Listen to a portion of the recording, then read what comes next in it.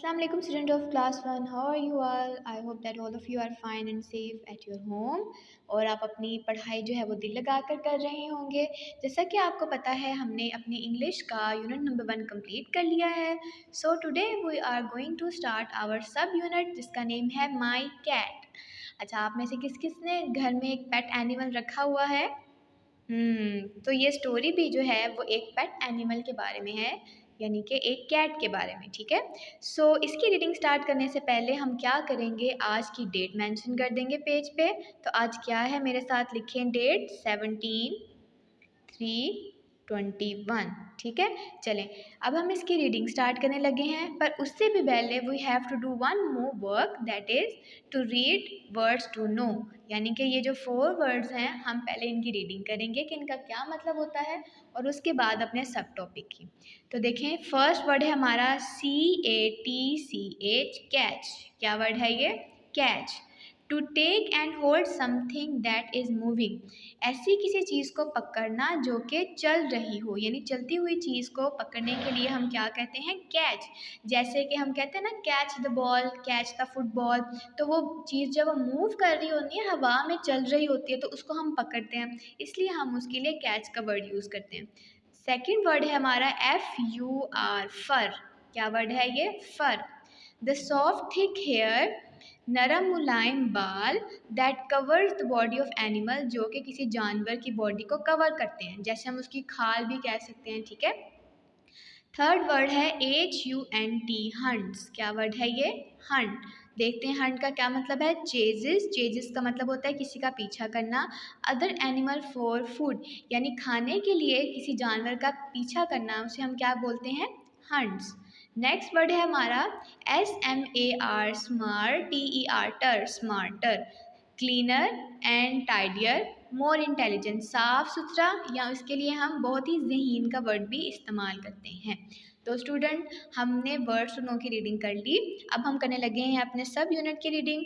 तो सबसे पहले हम एक दफ़ा इसकी कंप्लीट रीडिंग कर लेंगे विद करेक्ट प्रोनाउंसिएशन, उसके बाद फिर मैं आपको 1 बाय 1 इसका मतलब बताऊँगी। ठीक है, चलिए मेरे साथ रीडिंग करें। I have a cat, his name is Rish, his fur is white and he likes fish. He hunts and walks about my house. He is always out to catch a mouse. I play with him and keep him clean. A smarter cat you have never seen. So student, ये देखें कितनी मज़े की एक poem है, आप इसको as a poem भी बल्कि रीड कर सकते हैं। चलें अब 1 बाय 1 लाइन वाइज हम इसकी ट्रांसलेशन करते हैं।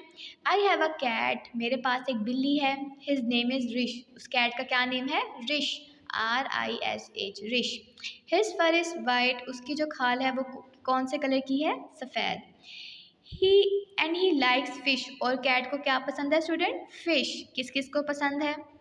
ही हंट्स एंड वॉक, वो सारा दिन शिकार करती है और चलती है। अबाउट माई हाउस, मेरे घर में। ही इज़ ऑलवेज आउट, वो ज़्यादातर बाहर रहती है। टू कैच अ माउस, किसी चूहे को पकड़ने के लिए। आई प्ले विद हिम, मैं उसके साथ खेलता हूँ। एंड कीप हिम क्लीन, और उसे साफ़ सुथरा रखता हूँ। आ स्मार्टर कैट, बहुत ही ज़हीन बिल्ली।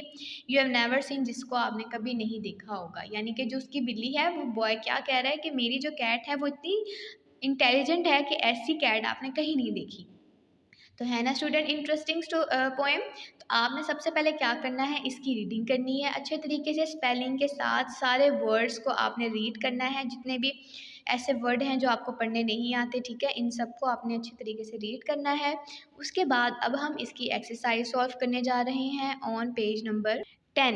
तो यहाँ पर भी हम आज की डेट लगा लेंगे जो कि है 17/3/21। ठीक है, चलें हमारा पहला क्वेश्चन है, can you hunt like fish, क्या आप रिश की तरह हंट कर सकते हैं?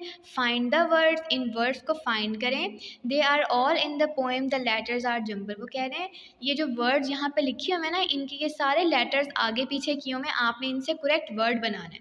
जैसे कि अब हम पहले से स्टार्ट करते हैं, TAC, ये टैक लिखा हुआ है, इसका मतलब ये रॉन्ग वर्ड है, हमने इससे राइट वर्ड बनाना है। देखें ज़रा, CAT, ये तो कैट बन गया। तो हम इसके नीचे एक लाइन लगा देंगे, तो इसके ऊपर लिख लें या चाहे आप साइड पे लिख लें, CAT, कैट। ठीक है।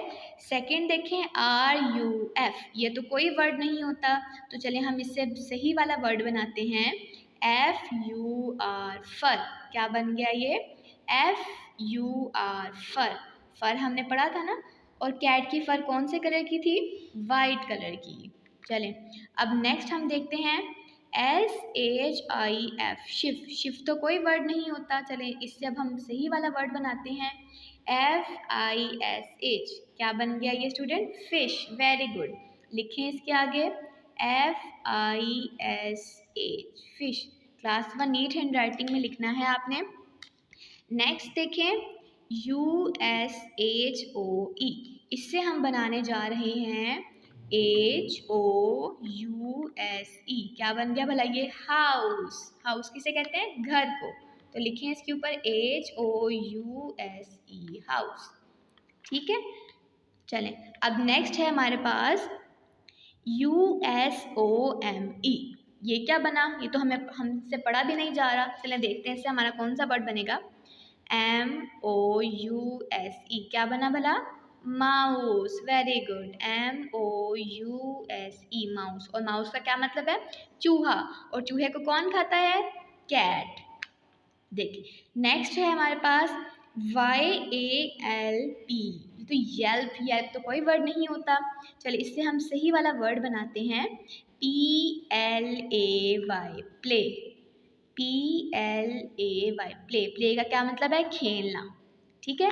नेक्स्ट है हमारे पास SHUNT। अब हमने इससे सही वाला वर्ड बनाना है जो कि होगा HUNTS, हंट्स। और हंट्स का मतलब होता है पीछा करना या फिर शिकार करना किसी जानवर का। ठीक है, तो आप लिख दें इसमें। उसके बाद है MANE, मेन। मेन तो कोई वर्ड नहीं होता, इससे जो हमारा न्यू वर्ड बनेगा that will be NAME, name. Very good. जैसे कि टीचर क्लास में आपसे पूछती ना व्हाट इज़ योर नेम, आपका नाम क्या है, तो देखिए हमने वही वर्ड जो है वो इससे बनाया। क्वेश्चन नंबर 1 सब बच्चों का हो गया। चले अब नेक्स्ट क्वेश्चन देखें। ऑन द नेक्स्ट पेज है, पेज नंबर 11 पे है आपका। लुक एट द पिक्चर्स, वो कहते हैं इन पिक्चर्स को देखें एंड कंप्लीट द सेंटेंसेस, और इन सेंटेंसेस को आपने कंप्लीट करना है using the correct preposition, preposition को लगाकर given in the box on page number 10। Page number 10 पे आपको एक बॉक्स में 4 वर्ड्स दिए हैं, ये देखें अंडर, ऑन, डाउन, अप। इन चारों वर्ड को आपने यूज़ करना है इन चारों सेंटेंसेस के अंदर। चलिए मैं पहले आपको बताती हूँ कि ये चारों वर्ड्स हम कहाँ कहाँ पे यूज़ करते हैं।